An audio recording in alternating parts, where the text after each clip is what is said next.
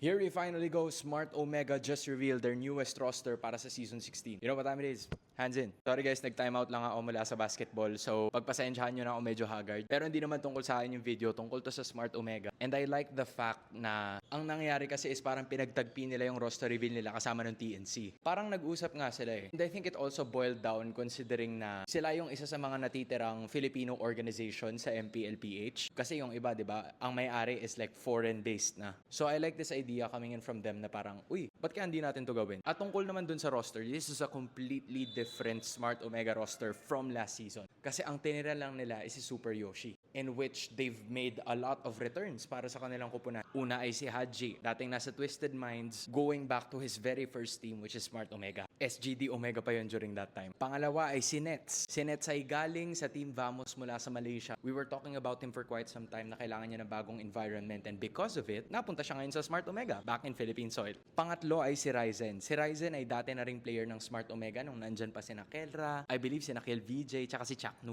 Gigil din tong bumawi, lalo na dun sa kanyang naging stint sa SYL. And then you also have James. So James was a former member of Twisted Minds. Ang pinagtataka ko lang dito is si Pewder. Hindi ko kasi siya masyadong kilala. So kung meron kayong extra info about him, I would love to know more about him. Tapos bago rin yung coaching staff nila, sure, nandyan si Coach Lem, nandyan din si Coach Snap, but Coach Wora is gonna be the newest member of the team para sa barangay.